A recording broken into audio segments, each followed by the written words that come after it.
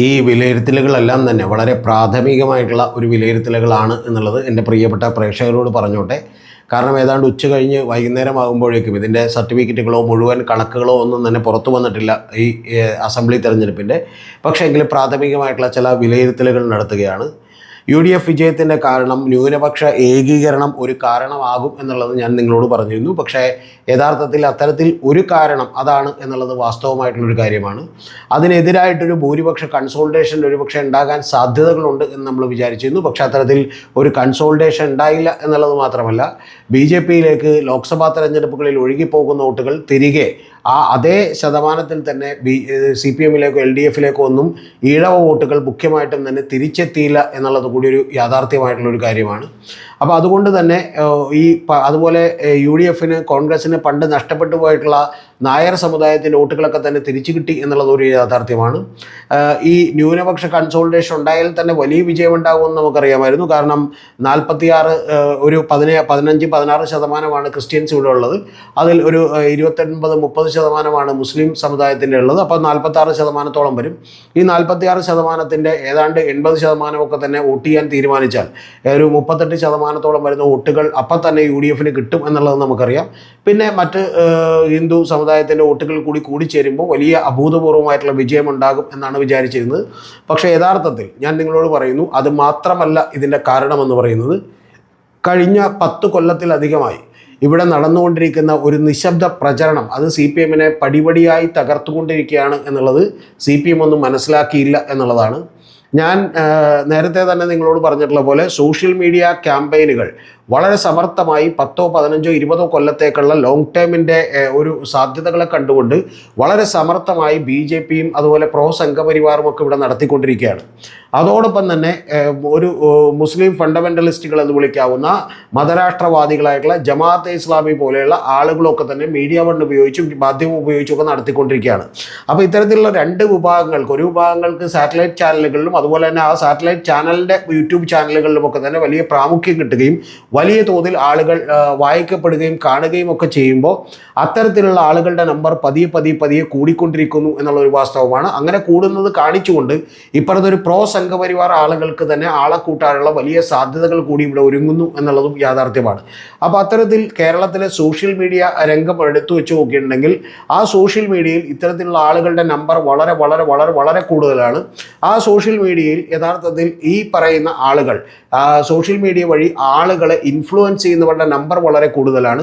അങ്ങനെ ഇൻഫ്ലുവൻസ് ചെയ്യുന്നവരുടെ നമ്പർ കൂടുതലായതുകൊണ്ട് തന്നെ ഈ രണ്ടു പേരും തന്നെ CPMനെതിരെ വലിയ തോതിലുള്ള ഒരു ഭരണവിരുദ്ധ വികാരത്തിൻ്റെയും അതുപോലെ തന്നെ അവർ പലപ്പോഴും മുസ്ലിം സമുദായത്തെ അപ്പീസ്മെൻറ്റ് പൊളിറ്റിക്സ് ആണ് എടുക്കുന്നതെന്ന് മറ്റൊരു വിഭാഗവും പ്രോ സംഘപരിവാർ മീഡിയകൾ പറയുകയും അതേസമയം മീഡിയ വൺ പോലെയുള്ള ചാനലുകൾ നിങ്ങൾ RSSനോടും അതുപോലെ തന്നെ ഹിന്ദുത്വ അജണ്ടകളുമാണ് നടപ്പാക്കുന്നത് എന്ന് പറയുന്ന ആരോപണം ഉന്നയിക്കുകയും ചെയ്തുകൊണ്ട് ഈ രണ്ടിൻ്റെയും ഇടയിൽപ്പെട്ട് തിങ്ങി ഞെരുങ്ങിപ്പോയിട്ടുള്ള CPM ചെയ്തത് എന്താണ് എന്ന് ചോദിച്ചാൽ, LDF ചെയ്തത് എന്താണെന്ന് ചോദിച്ചാൽ, അവർ ഏറ്റവും അവസാനത്തെ മാസങ്ങളിൽ വലിയ പ്രചണ്ഡമായിട്ടുള്ള പ്രചരണവുമായി വന്നു. പക്ഷെ നിങ്ങൾ അറിയേണ്ടത്, അത്തരത്തിലുള്ള ഒരു പ്രചണ്ഡമായിട്ടുള്ള പ്രചരണങ്ങൾ ചെയ്തതുകൊണ്ട് മാത്രം നിങ്ങൾക്ക് ഒരു കാരണവശാലും ഇനി ഒരു തെരഞ്ഞെടുപ്പും ജയിക്കാൻ പറ്റില്ല.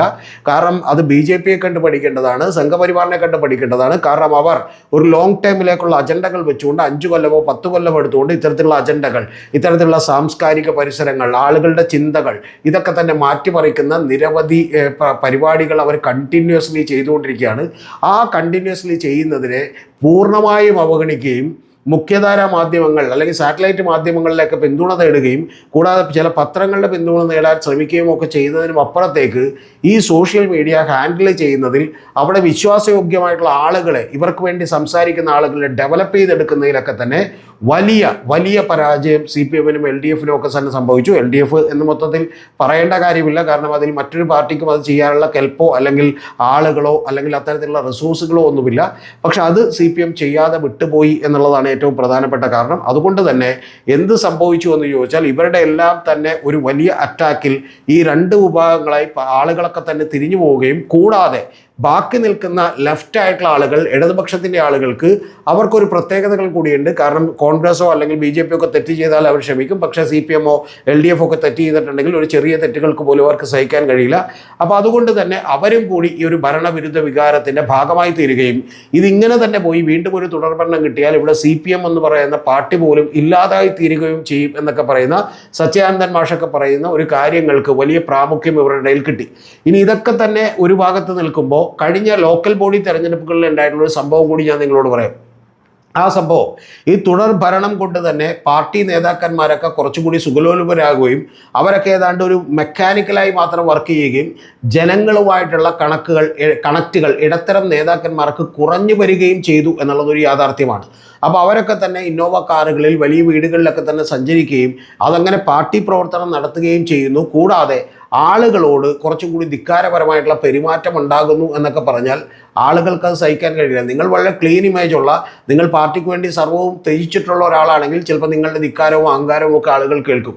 പക്ഷെ അങ്ങനെ അല്ലാത്ത ആളുകൾ ഒരു മിഡിൽ ലെവലിൽ വളർന്നു വരികയും ആ വളർന്നു വരുന്ന ആളുകൾക്കെതിരെ വലിയ നടപടി ഉണ്ടാകും എന്ന തോന്നലാണ് ഗോവിന്ദൻ മാഷൊക്കെ പാർട്ടി സെക്രട്ടറി ആയിട്ട് ഏറ്റെടുക്കുമ്പോൾ അദ്ദേഹം പ്രസ്താവന നടത്തിയതും പറഞ്ഞതും ഒക്കെ തന്നെ. പക്ഷെ അങ്ങനെയൊന്നും പെട്ടെന്ന് നടപടിയെടുക്കാൻ കഴിയാത്ത നിരവധി ആളുകൾ ഈ പാർട്ടിക്കകത്തേക്ക് ചെന്ന് കയറുകയും ആ ചെന്ന് കയറിയിട്ടുള്ള ആളുകളുടെ പെരുമാറ്റമൊക്കെ തന്നെ ഈ പറഞ്ഞ പോലെ സാധാരണ പാർട്ടി പ്രവർത്തകരുടെ വലിയ മനമെടുപ്പുണ്ടാക്കുകയും അവരൊക്കെ തന്നെ ഈ എതിരായി വോട്ട് ചെയ്യാൻ തീരുമാനിക്കുകയും ചെയ്തതുകൊണ്ടാണ് പാർട്ടിയുടെ ചരിത്രത്തിൽ ഇന്ന് വരെ ഇല്ലാത്ത രീതിയിലുള്ള വലിയ ഗ്യാപ്പായിരിക്കും ഈ തെരഞ്ഞെടുപ്പ് കഴിഞ്ഞ് കണക്ക് വരുമ്പോൾ വരാനിരിക്കുന്നത് എന്നാണ് ഞാൻ വിചാരിക്കുന്നത്.